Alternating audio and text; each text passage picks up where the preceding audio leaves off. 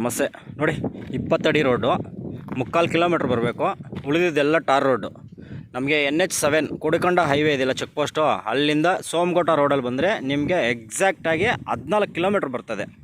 14 ಕಿಲೋಮೀಟ್ರಲ್ಲೇ ನಿಮಗೆ ಒಂದು 3/4 kilometre mud road, 20 feet road.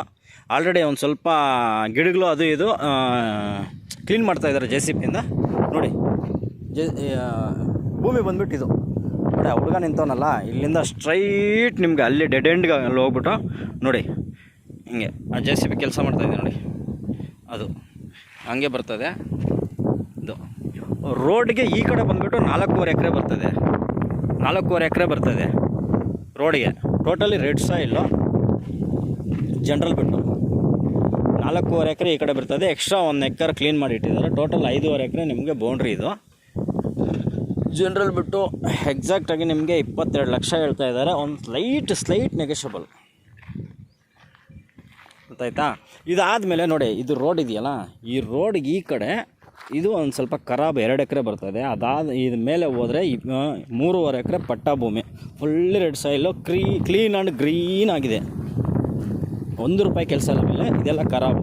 Totally ನೀವು ಆ ಕಡೆ ಈ ಕಡೆ ಎಲ್ಲ ಪರ್ಚೇಸ್ ಮಾಡಿದ್ರೆ ನಿಮಗೆ ಟೋಟಲ್ ಬೌಂಡ್ರಿ ಬಂದುಬಿಟ್ಟು ಒಂದು 11 ಎಕರೆ ಬೀಳ್ತದೆ. ನಿಮಗೆ 11 ಎಕರೆ ಬೀಳ್ತಾರೆ. ಇಲ್ಲ ಯಾರಾದರೂ ಆ ಕಡೆ ಸ್ವಲ್ಪ ಈ ಕಡೆ ಸ್ವಲ್ಪ ಮಾಡ್ಕೊತೀವಪ್ಪ ಅಂದ್ರೂ ಅದು ಕೂಡ ಅವೈಲೇಬಲ್. ಯಾಕಂದರೆ ರೋಡ್ಗೆ 2 ಕಡೆನೂ ಐತೆ. ಒಂದು ಕಡೆ 3.5 ಎಕರೆ, ಒಂದು ಕಡೆ 4.5 ಎಕರೆ. ನೋಡಿ, ಇದು ಬಂದುಬಿಟ್ಟು 3.5 ಎಕರೆ.